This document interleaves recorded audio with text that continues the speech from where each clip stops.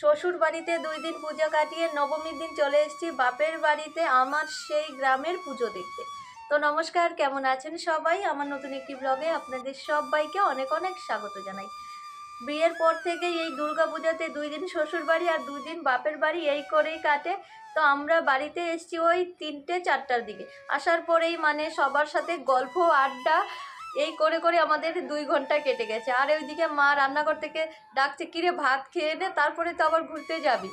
তো তারপরে ভাত খেয়ে যেমনি রেডি হতে গেছি সবাই, অমনি দেখি বাইরে ঝরঝর করে বৃষ্টি শুরু হয়ে গেছে।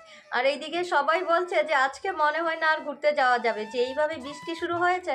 তো আমি বলছি দাঁড়াও, যতই বৃষ্টি হোক আজকে ছাতা মাথায় দিয়ে ঘুরতে যাব, তবুও যাব।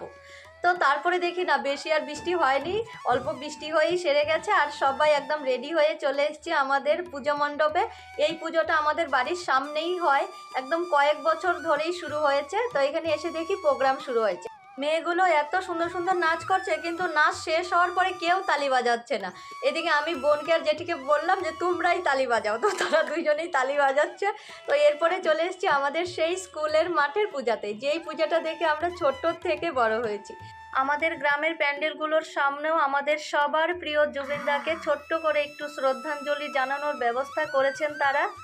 তো এরপরে আমরা চলে এসেছি এই যে প্যান্ডেলটার ভিতরে। আর এখানে বাবা মা জেঠিকে তোজোকে সবাইকে ছবি তুলে দিচ্ছি, আবার ঠিক করে দিচ্ছি যে সবাই কেমন দাঁড়াবে। দাঁড়ানোটা যদি ঠিক হয় তাহলে কিন্তু ফটোটা ভালো আসে। আর সবাইকে একটু একটু করে দেখাচ্ছিলাম ও যে ফটোগুলো দেখো কেমন আসছে। বাবা মা তারা কিন্তু বলে না যে আমাদেরকে ছবি তুলে দে, কিন্তু যখন ছবিটা তুলে দিই তখন কিন্তু তারা বেশ খুশি হয়। আবার ফটোগুলো দেখালেও কিন্তু তারা বেশ মনে মনে খুশি পায়। আমাদের গ্রামে হয়তো দামি দামি প্যান্ডেল নেই, এত আলো নেই, কিন্তু আছে অনেকটা শান্তি। কোনো তাড়াহুড়ো নেই যে এক প্যান্ডেল থেকে আরেক প্যান্ডেলে যাব, আরেক প্যান্ডেল থেকে আরেক প্যান্ডেলে যাব, এর কোনো তাড়াহুড়ো নেই। সবাই একসাথে বসে সুন্দর প্রোগ্রাম দেখো, ধুনুচি নাচ দেখো, চেয়ার খেলা দেখো, এইসব দেখতেই আমার কাছে বেশি ভালো লাগে। মানে একদম শান্ত, মানে কোনো তাড়াহুড়োর ব্যাপারটাই নেই। তো যাই হোক, আমরা অনেকক্ষণ এখানে সময় কাটিয়ে এবার বাড়ির দিকে যাই, কালকে আবার বাড়িতে অনুষ্ঠান আছে। তাহলে চলুন ভিডিওটি এখানে শেষ করছি। আপনারা সবাই ভালো থাকবেন, সুস্থ থাকবেন। আবার আপনাদের সাথে দেখা হচ্ছে নতুন একটা ভিডিওতে। ততক্ষণের জন্য টাটা, বাই বাই।